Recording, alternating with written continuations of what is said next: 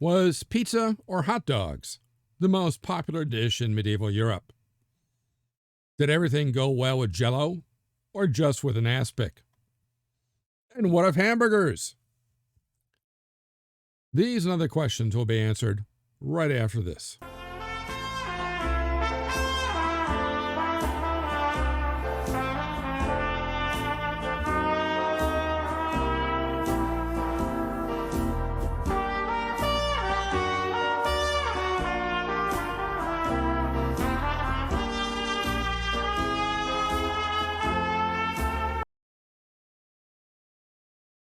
I am Professor Gruel Markenberg, and I've been teaching a wide variety of history courses at colleges across this country for the past 30 years. In this video, I'm going to tell you about the different kinds of foods and cuisine popular in different regions of medieval Europe, the most popular dishes found throughout medieval Europe, and the most popular regional dishes of medieval Europe. But first, make sure to click like, share, and especially subscribe, and that little bell thingy, so I can continue to bring you more great videos just like this one.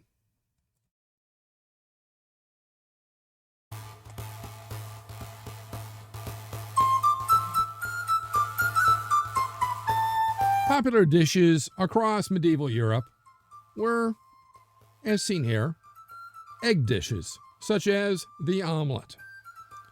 Pottage, the most economical means of preparing a cooked meal, especially for the peasants and lower classes, but even the nobility and upper classes, even kings and emperors and popes, loved a good pottage.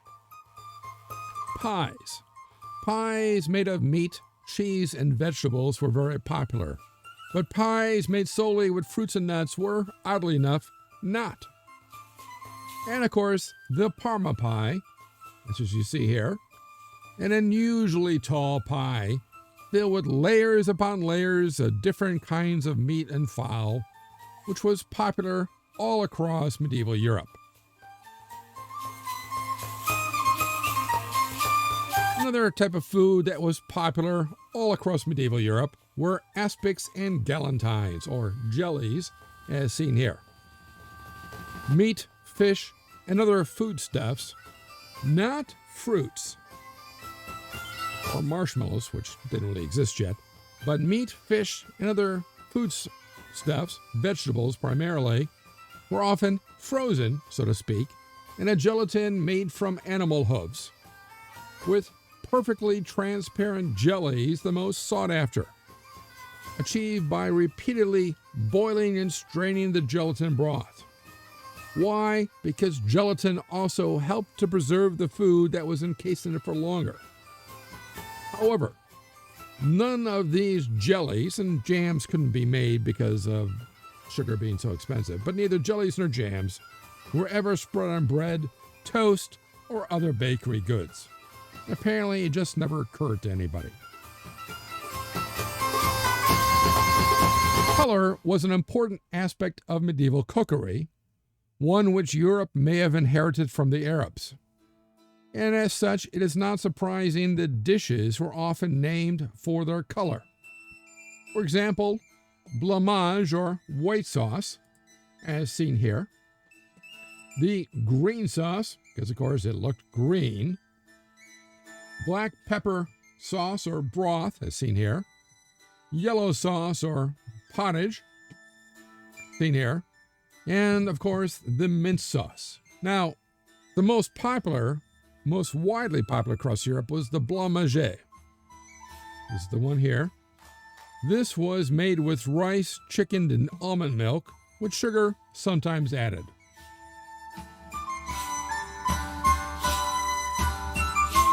Roast meats were usually accompanied by sauces, such as the ones just mentioned, that were designed to counteract the presumed hot and dry qualities of the meat by providing coolness and moisture. And of course, for this, see the aspect of medieval nutrition. Cameline sauce, which was made with mixed currants, nuts, bread crust, powdered cloves, cinnamon, salt, and vinegar was the most popular all across medieval Europe. It's this one here.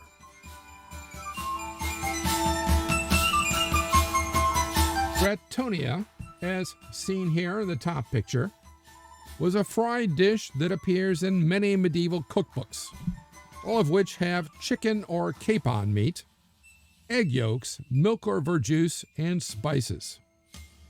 Crepes, fritters, or donuts were even more popular, prepared simply with garnish or with fillings of meat, vegetables, nuts, or fruits surrounded with dough, as of course, I said, shown here.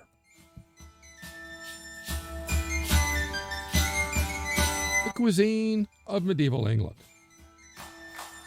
Manorial records and account books tell us that the diet of medieval peasants consisted mainly of bread made from barley and oats, or porridge or pottage, some fruits and vegetables, butter and cheese, with meat and eggs in rather short supply, and some kind of regionally cheap alcoholic beverage, such as ale or beer primarily, or occasionally wine.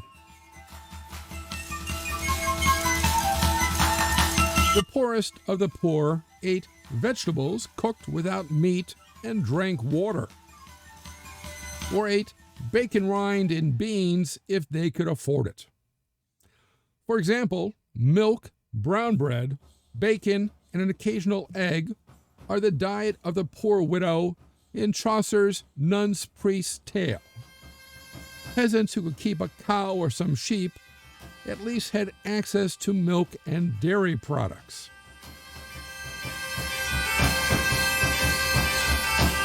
The food of manorial servants was generally much more varied, with beef, herring, or cod as additional sources of protein, and bread made from rye and wheat, while serfs who did boon work, such as plowing or harvesting for the lord of the manor, were often quite well fed, at least for those few weeks. They were given soup, wheat bread, beef, cheese, and copious amounts of unlimited ale.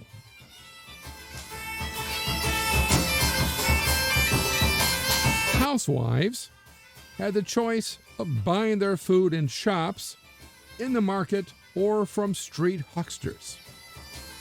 The various kinds of bread sold ranged from the finest and most expensive white bread, known as pain de main, or later as manchet, and the somewhat lower grade white breads, bis, wastel, and cachet, to the brownest bread called tourt.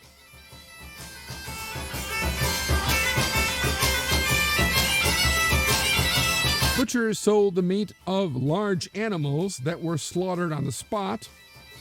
Poulterers' shops sold geese, chickens, capons, and ducks, but also rabbits and hares.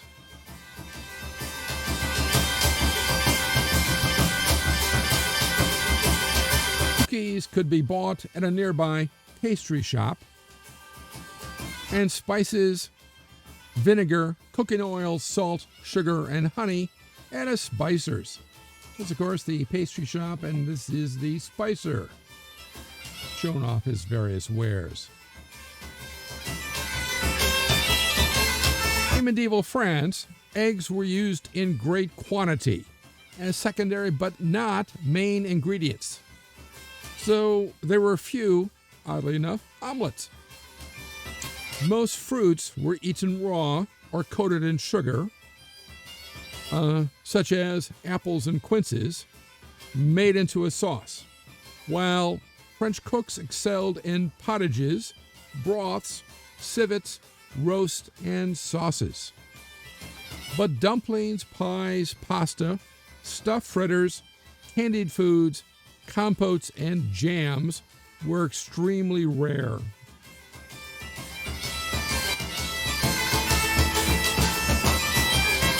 Pottages and broths were favorite first courses among the French nobility and upper classes, such as a white capon, broth, followed by a force, which is a soup of leafy greens, then a pottage of hare, followed by a variety of roasted meats with an appropriate sauce, such as sauce Cameline.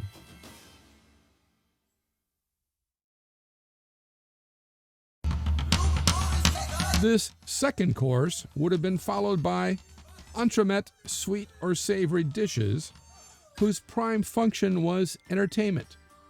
For example, foods gilded in gold, roasted birds with plumage, live fish or blackbird pies, after which various dishes followed, from prize venison to frumenti, the meal ending with waffles or cookies, cheese, candied fruits, and a glass or two of hippocras.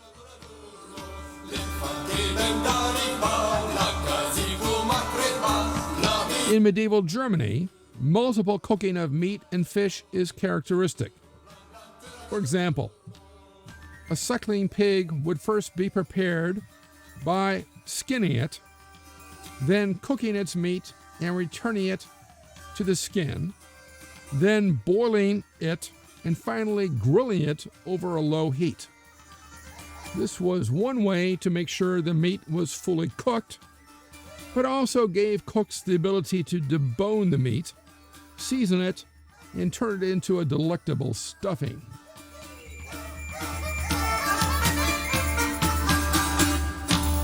Nowhere in medieval Europe was there a richer and more diverse and sophisticated cuisine than in Italy, where the fork first became part of the table setting, perhaps due to the consumption of pasta, as from the informal rural meal of salad, lasagna, and an omelet, to the luxurious feast in the city that began with ravioli and lasagna and broth, continued with boiled meat, game stews, roast game birds, and other savory meat pies, and ended with dried fruits and spices. Pasta always made an appearance on the medieval Italian table. Pasta, which was known to the Romans and Greeks, was prepared fresh in the home or bought dried from merchants such as the lasagne, or pasta makers, who in those days even had their own guild in Florence, using semolina to make lasagna and macaroni, and wheat flour for cheaper kinds, such as trio, vermicelli, padelle, and gnocchi. Keep in mind, in all of these, the pasta dishes, there are no tomato sauce. Tomatoes are tomato sauce. Tomatoes are a New World food. So, ancient Romans did have lasagna, but of course, there's no tomato sauce to go with it.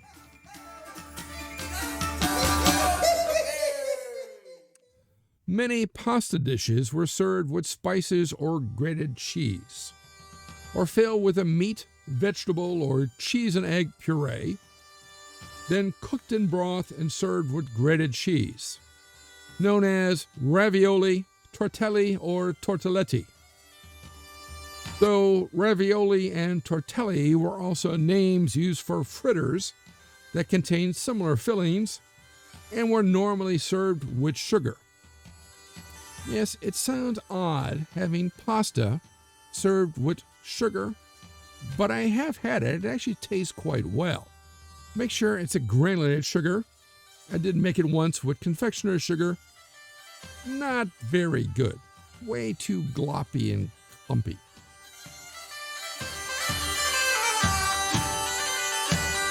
Rice, which was and could be grown in Sicily and southern Italy, and also along the Po River in northern Italy, rice was the basis for a variety of Italian dishes, such as risotto, which, like pasta, was frequently cooked in stock, and the torte, a pie with an edible crust made of flour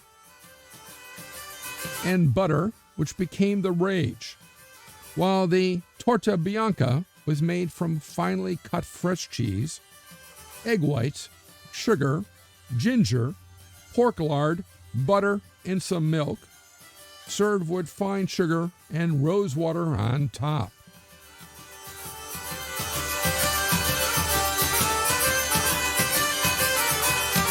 Medieval Italian cookbooks, more so than elsewhere, offered a wide range of recipes for vegetables and legumes, and overall more pasta, fish, and vegetables were eaten in the south of Italy, and more meat was eaten in the north, with lamb, kid, suckling pig, and veal prized especially. Additionally, prized were capon, chicken, and pigeon, and peacock was roasted and served in its full plumage for dramatic effect.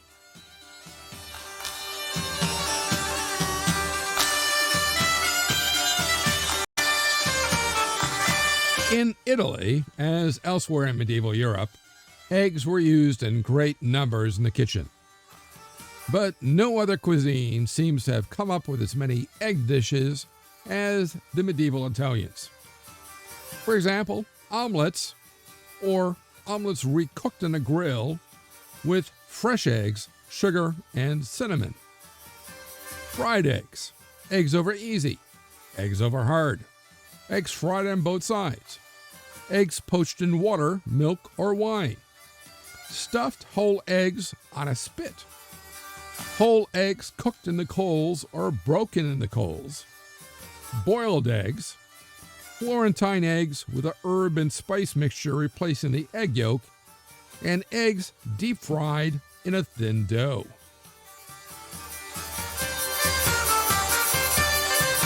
The Low Countries. In the Low Countries, meat, poultry, fish, eggs, wheat, and rye bread were eaten in great quantities. But though milk, butter, and cheese played a significant role, they were not as dominant as they became later. Though it is here in the Low Countries that butter was first spread on bread, both fresh bread and toasted bread. So if you enjoy toasted bread with butter, you can thank the people of the medieval Low Countries for this.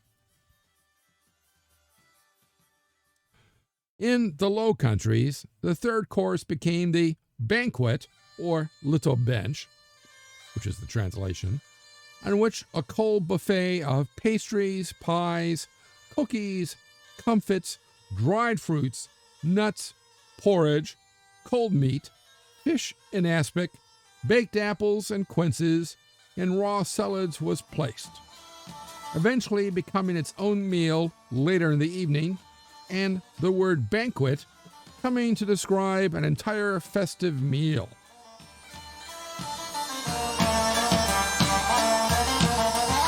Medieval Poland. In medieval Poland, unlike the rest of Europe, meat was consumed on a daily basis, even by peasants, except of course on fasting days. Mostly pork and beef, then poultry, especially guinea fowls and chickens. However, lamb and mutton were rare. Beef was king, taking second place only to game meats on the table of the nobility, despite what any of the medieval physicians said.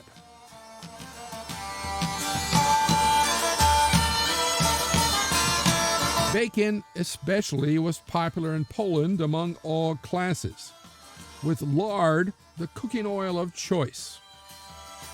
But ham, pork sausages, pork chops or cutlets, and blood sausage were also popular, as was charnina, which is what you see right here, or duck's blood soup, which I have had many times.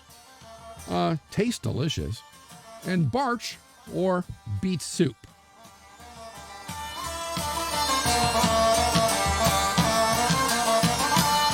Unlike the rest of medieval Europe, in Poland, millet bread and millet porridge was eaten daily by all classes, as wheat and rye was generally in use by breweries, mills, and bakeries, with rye the most commercially important.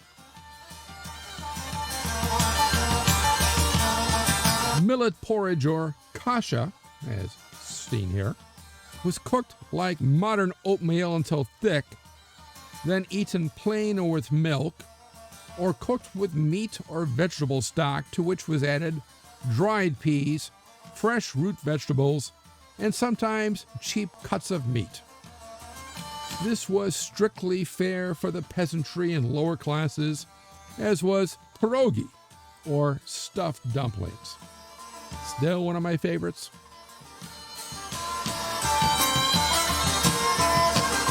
Among the nobility and upper classes, a very finely ground millet, similar to modern Italian polenta in texture. Of course, they did not have polenta in the Middle Ages because they did not have corn. Anyway, this finely ground millet in medieval Poland was common as a thick puree-like soup made with egg yolks, milk, meat stock, and various spices added to create a range of distinct recipes known generally as zasierki. Opłatki, or wafers, which is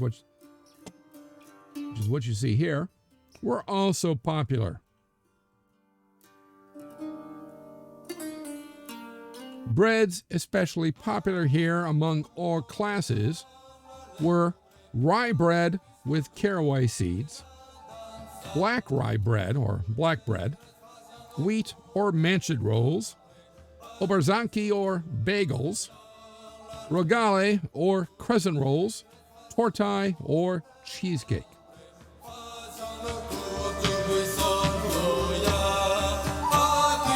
Scandinavia.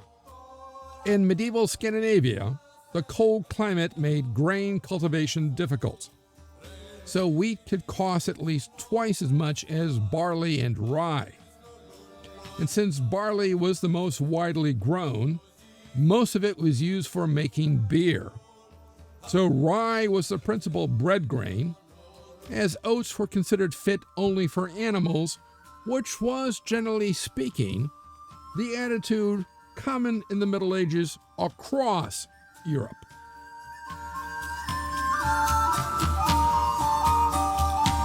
Fish was abundant and of great importance, especially herring, cod, stockfish, salmon, eel, pike, and bream.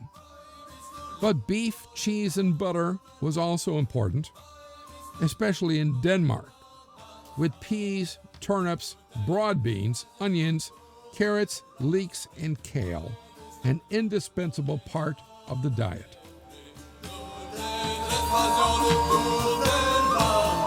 Iberia.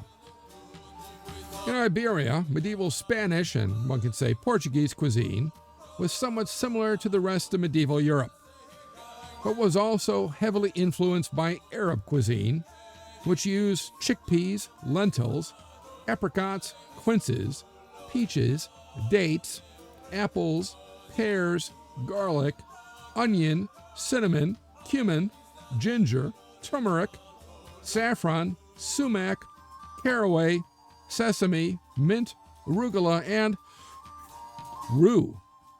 Ground almonds and ground rice were the preferred thickeners, and sour grape juice, tamarind, and pomegranate gave dishes their typical sweet and sour taste.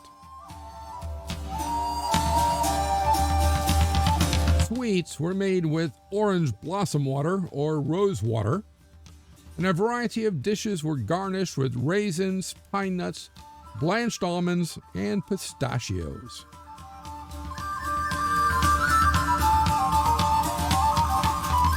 The cuisine was based on olive oil as a cooking fat, wheat flour for a variety of leavened and unleavened breads that were often baked or deep fried, lamb and mutton, goat and rabbit, chicken and partridge, the favored meats and fowls.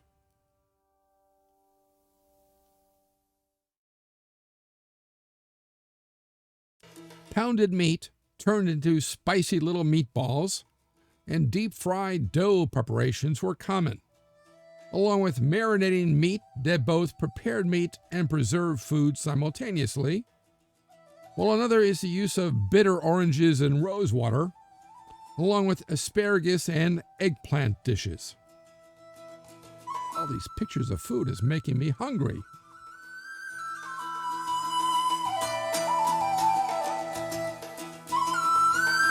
So, let me know what you liked about this video and what other historical topics or subjects you'd like to see in future videos in the comment section below. Be sure to click like, share, especially subscribe, as it will help me bring you more great videos, and click on that little bell thingy so you'll know when the next History Waits for No One video is posted. If you want to know more, there are recommended studies on this topic in the description below, along with other ways to connect with me. Thanks for watching, and I'll see you in the past.